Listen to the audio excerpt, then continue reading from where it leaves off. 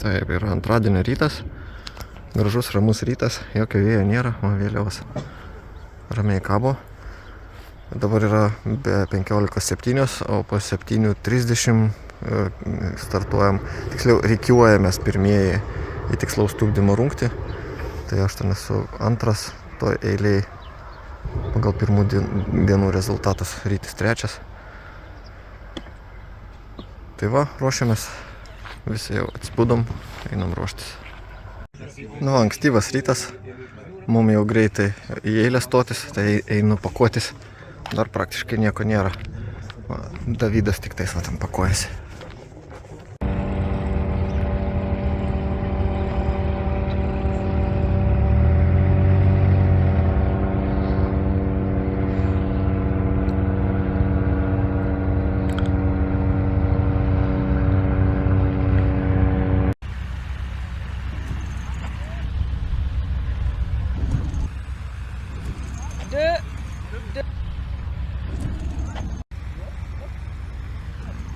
Un, deux. Là. Un, deux.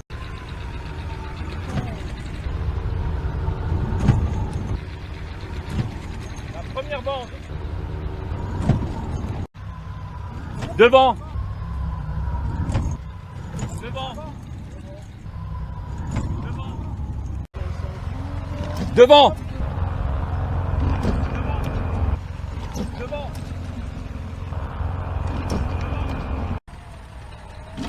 Première. Première. Koks tavo ryti įspūdis po tikslaus tupdymo užduoties be motoro? Nelabai kaip šį kartą man. Paskubėjau ir antras bus nuliukas. Ten vat, už nugaros kažkas sužeidinėjo, gal čia mūsiškiai? Prisitraukiau. Ai, ne.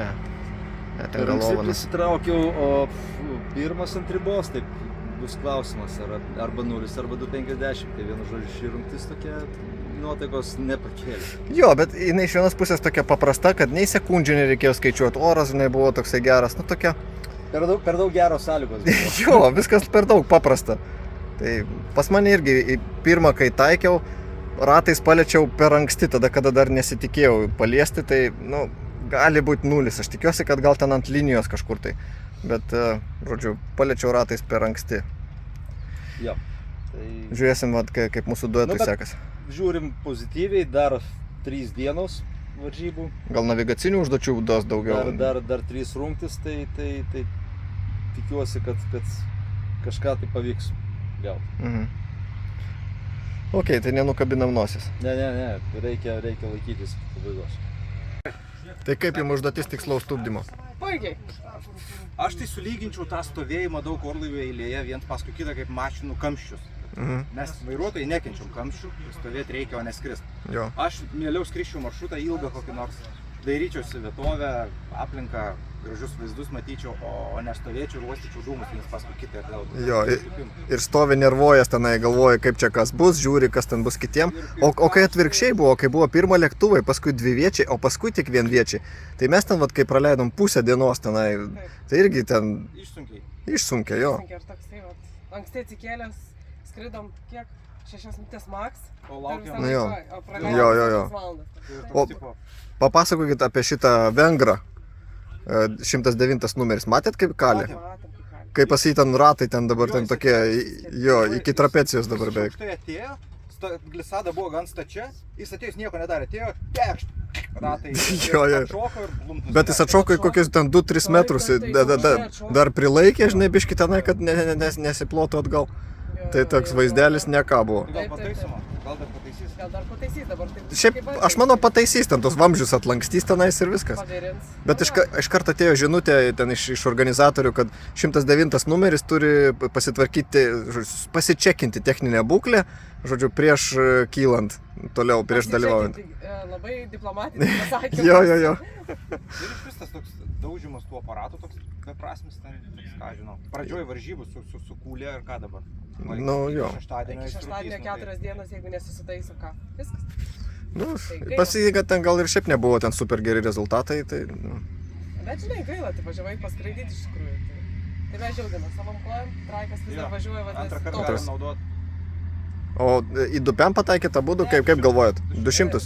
Pirmas 200 tikrai arba dupiam, Aha. antras tikrai 200. Ok. Jo, nes antrą mes atėjom truputį iš aukščiau, turėjom tokį prasidimą, tai aš jau paskutinį tokį desperatišką Atstumiai. Gamta mus fū pavogė. ir į tą deką jau ten blūstas turi nusileidę. Gražiai ėjom ir... Tai toks fū žemyn ir jau Aha. nėra energija, žinai. Aha. Tokį pastumimą, pliūr ten kažkur. Tai taip, džiaugiamės, kad į dėką pataikė. Ir ratai neišlinkai. Jo. Nu gerai, šauniai tada. Gaila neužfiksavom šito orlaivio, kaip pas jį ratai buvo atsilankstę. Dabar jau tiesiai stovi, bet kiekvienas ratukas buvo užlinkęs va taip va tokiu kampu, labiau negu trapecija, va taip. Kad galai žiūrėjo į trapecijos kampus. Bet jis pats išvažiavo iš dekos, tai vieną tupimą jam užskaitė. Tai dabar ką jie paėmė padarė. Nuėmė ratą, užmovė vamzdį, atitiesino. Va čia va, kur mano pirštas, va ties šitą vietą, va pagrindinis vamzdis buvo linkęs. Atitiesino ir tiek žinių ir skris dalyvaus toliau. Ir čia buvo labai tiksliai, sakė, precision work su tokiais įrankiais.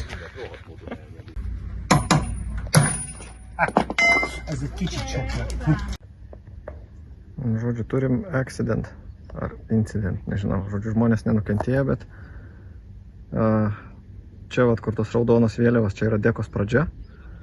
Tai kas matė, sakė, kad jisai ten vinguriavo, aukščio turėjo per daug ir kalė ir nulūžo važiuoklė. Tai va, kad sparnas netgi, vat, matas, kad biškai palinkęs ant sparno gulys dabar. Jurijus, vat, šitas iš paskos ėjo ir jau kai pamatė, kad čia, žinai, ant tako guli kažkas, užėjo antrą ratą, paskui užėjo nusileido. Tai kaip ir vat, visa eilė lėktuvų visi sustojo, visi stovi laukia. Oficialių pranešimų kol kas dar nieko nesulaukiam.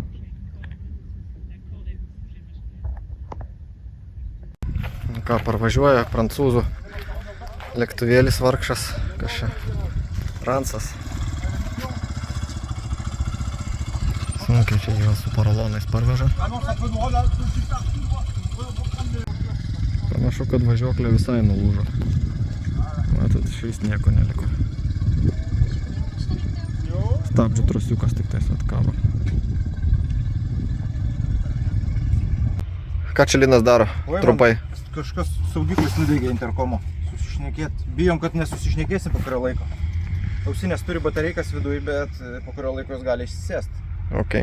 Nusėst. Čia kaip atrodo vienas prancūziškas kaimelis, miestelis. Čia atvažiuojam gatvė žemyn dabar. Nieko ypatingo, viskas paprastai, jaukiai, senoviškai, pakankamai švariai.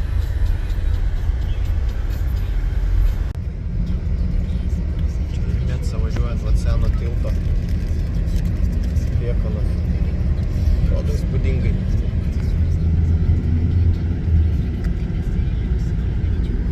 O dabar yra 1:30, ką tik baigėsi oficiali užduotis. O šitas orlaivis jau sutvarkytas, jisai ką tik čia, nu, kaip prieš valandą dar stovėjo paremtas vat, su tais vat, paralonais ir dėžėm. O dabar ratas jau savo vietą, truputį dar toks palinkęs vamzdis. Nežinau, ką jie ten viduj padarė. Ir kaip jisai, ar galėjo jis ten iškristi, išsimaut. Ar jie ten suvirino, neįsivaizduoju, reiks prancūzų paklausinėti. Nu, laukia yra taip karšta, nu, apie 30 laipsnių kokie laukia, kiek mašina rodė. 29,5. Bet palapinėse tai nežinau, ten kokie 50, turbūt ten tiek įkaista viskas. Tai kol turim laiko, reikia pailsėti čia. Tiesiog kur yra pavėsis. Kadangi šiandien popietė yra tokia laisva be skraidimų, tokia poilsių skirta ir ten taškų skaičiavimui teisėjams, tai mes pasinaudojom tą laiką, sutvarkėm labai greitų būdų tą įtrūkusį glušaką. Ir dar ten apačioje trūko, o kad čia tapalas bėga, tai čia aš sakiau, kad čia yra šitas propelerio tepimas, kad jis geriau eitų. Žodžiu, vakaras toks ramus, pamontavom video, sėdim dabar klijuojam, ruošiam lentas rytojaus navigaciniai užduočiai. Rytis vat irgi pasiėmė savo lentą ruošti. senų žemėlapius vadinu, nusilupti. Čia irgi darbas vyksta. O, gėlytas, žodžiu. Kokios gėlytės. Čia šitas maždaug va toks. Šalatinė moteriškas čia yra. Jo, gerai.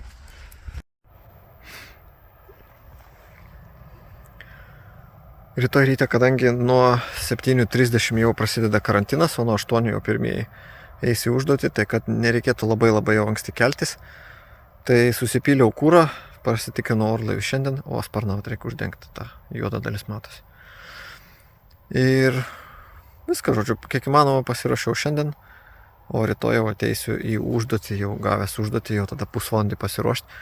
Bus navigacinė užduotis, apie kurią jau pasakosim rytoj.